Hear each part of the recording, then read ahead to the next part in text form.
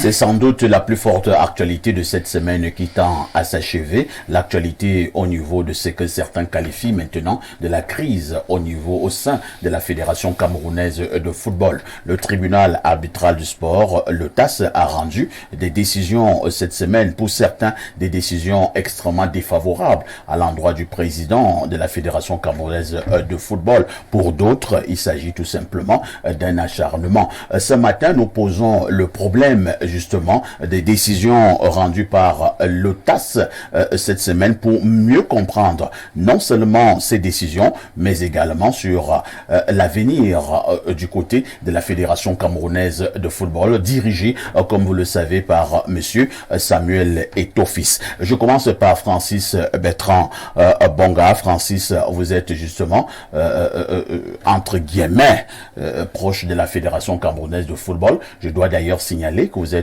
le chargé de la communication des Lions à Prime. Francis Bonga, de manière générale, quelle lecture faites-vous des dernières décisions rendues par le tribunal arbitral du sport? Alors, mais disons que je suis le chargé des relations presse de l'équipe nationale à Prime, parce que la communication, c'est autre chose. Très bien. Et donc, j'ai, comme tous les Camerounais, lu les dernières sentences du tribunal arbitral du sport. J'ai pu retenir que le tribunal arbitral du sport a décidé de réhabiliter M. Guibaï Gatama au sein du comité exécutif de la FECAFOOT. J'ai également retenu que, parce qu'il avait introduit, je crois, 2 ou 3 requêtes, mais les 2 requêtes qui ont retenu mon attention, c'est celle relative à sa réhabilitation et celle relative à la vacance à la tête de la Fédération camerounaise de football.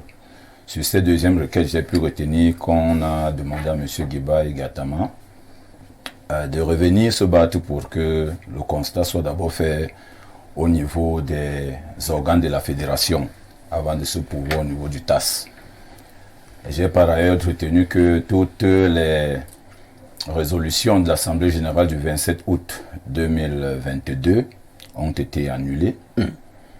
J'ai également retenu que la parenthèse sportive d'Undé, qui avait introduit une requête, a vu sa requête partiellement reçue.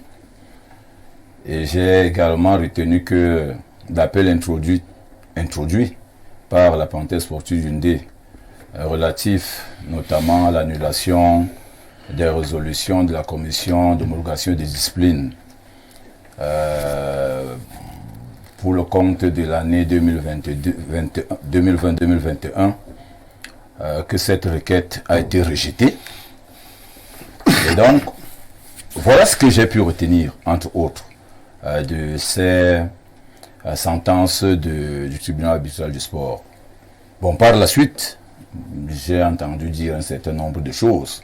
Alors, je vous relance justement à ce niveau-là. Merci de faire l'économie de cette décision du TAS. Nous irons peut-être au cas par cas. Hein.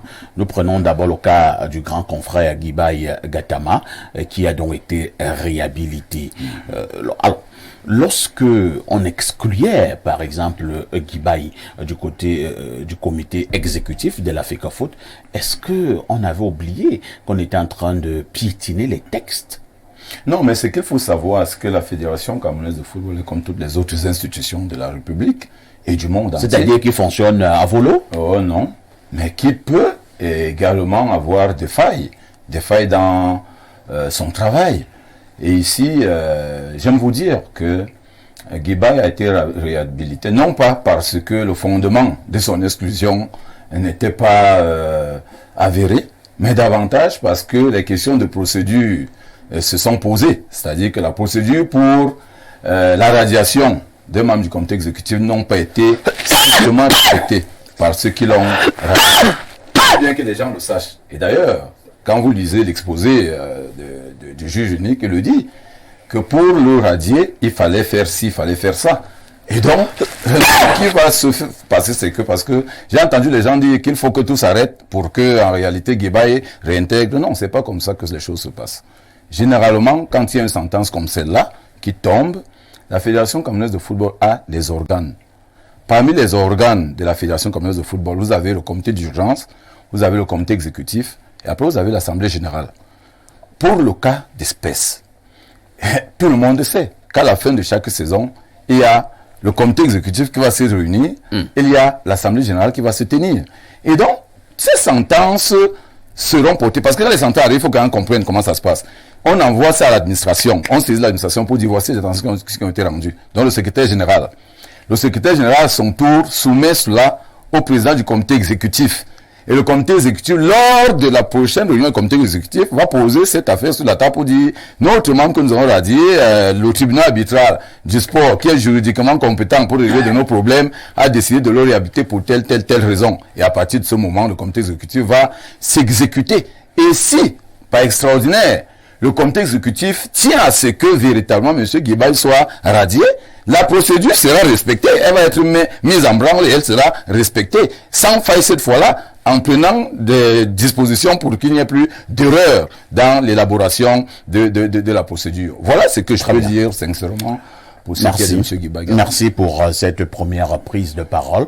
Professeur Mathias Eric Onangini, lorsqu'on admet donc que du côté de la FECAFOOT, il y a eu un problème criard de respect de la procédure, c'est un aveu pour dire que les juristes qui travaillent du côté de la FECAFOOT sont nuls, ou alors les juristes de la FECAFOOT ne sont pas écoutés.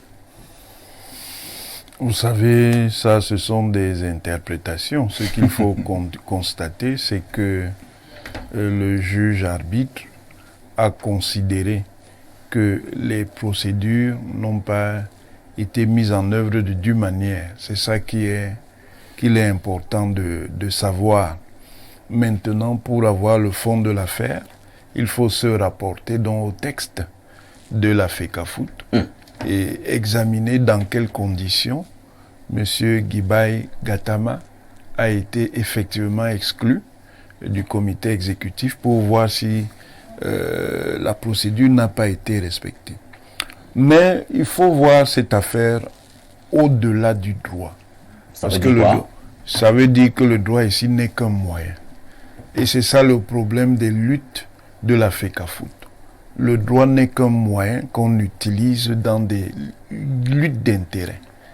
Et une chose se passe, il faudrait reprendre un certain nombre de procédures conduites par le TAS au sujet de litiges venant de la Fédération camerounaise de football pour comprendre qu'en fait, c'est devenu un véritable marché pour les arbitres du TAS. Et avec une logique de perversion du droit. Ça veut dire que on a l'impression que au TAS maintenant, on fait une espèce de balance en fonction de la façon dont les intérêts sont présentés. Professeur, là je vous relance absolument. Oui? Vous voulez dire que le TAS est corrompu? Je vous explique les décisions le TAS, au fur et à mesure que le TAS prend des décisions sur des litiges qui concernent le Cameroun, on constate qu'on est rentré dans une dynamique de balancement transactionnel. Non, là nous sommes au niveau de la FECAFOOT. Je vous le dis, je vous le dis, je vais donner les éléments après. Je voudrais que vous m'éclairiez sur un point et les Camerounais avec. Oui. Est-ce que le TAS s'auto-saisit des conflits de la FECAFOOT? Ce n'est pas ça le problème. Ce sont les Camerounais. Non, ce sont les Camerounais qui, une fois que vous quittez votre foyer pour aller au tribunal, est-ce qu'il appartient encore au tribunal de savoir pourquoi vous êtes parti là-bas? Non, ce n'est pas ça le problème. Non, mais moi je comprends que je veux dire vouloir au Cameroun. Non, ce n'est pas un problème d'en vouloir. Ce que je suis en train d'expliquer, c'est que le même TAS, à d'autres épisodes, a décidé dans un sens où on pensait qu'il avait établi une orientation durable. Nous avons un cas sur la table. Oui. Je voudrais d'abord vous donner votre avis sur le cas Guibaï. Sur le cas Guibaï, je vous ai déjà donné mon avis. Je vous ai dit que le juge a été exclu a décidé le juge a décidé que les procédures n'ont pas été respectées. Sur le cas Panthère. Sur le cas Panthère, mon avis c'est quoi? Mon avis c'est que et c'est donc là où je viens donc, à la vie générale, c'est que depuis que les Camerounais ont choisi le TAS comme lieu de résolution des problèmes de la FECAFOOT, on est entré dans un véritable marché à enchères concernant donc le sens dans lequel les décisions vont aller. C'est le même TAS qui avait donné raison à la FECAFOOT dirigée par Samuel Eto'o contre la Ligue. Tout à fait. C'est le même TAS qui maintenant revient sur ses pas. Mais revient sur ses pas même dans des conditions qui sont des conditions ambivalentes. Parce qu'on ne sait pas si le TAS a autorisé maintenant la Ligue à récupérer l'ensemble de ses compétences. Pas du tout. Donc le problème c'est quoi? Le problème c'est que le droit ici n'est qu'un moyen pour faire autre chose. Merci beaucoup. Je n'ai pas fini, parce que vous m'interrompez tout le temps. Le droit ici n'est qu'un moyen pour faire autre chose. Autrement dit, les acteurs du football camerounais se sont rendus vulnérables en multipliant les procédures auprès du TAS. Et ils ont donc créé des occasions qui peuvent pousser dans certaines procédures les juges arbitres à devenir un marché aux enchères. Et ce n'est pas fini. Oui. La prochaine vague de sentences va vous le montrer. Merci beaucoup. Parfait, ici. Oh là, c'est pas un modèle. C'est pas parce que le consultant permanent de l'affaire qu'il va prendre la parole intempestivement. Je ne prends pas la parole. Parce que moi-même, j'ai beaucoup de choses à dire. En une minute, en une minute. Francis, calmez-vous, vous aurez également la parole. Je crois que M. Bonga, s'il veut la parole, vous la lui donnerez. Il aura la parole. On est venu ici pour éclairer les Camerounais. Tout à fait. Moi, j'ai jamais fait des études de droit et j'ai 3 grands juristes ici parce qu'à la base, des économistes ont fait un peu de droit. Tout à fait. 2 ans, pendant 2 ans. Ouais.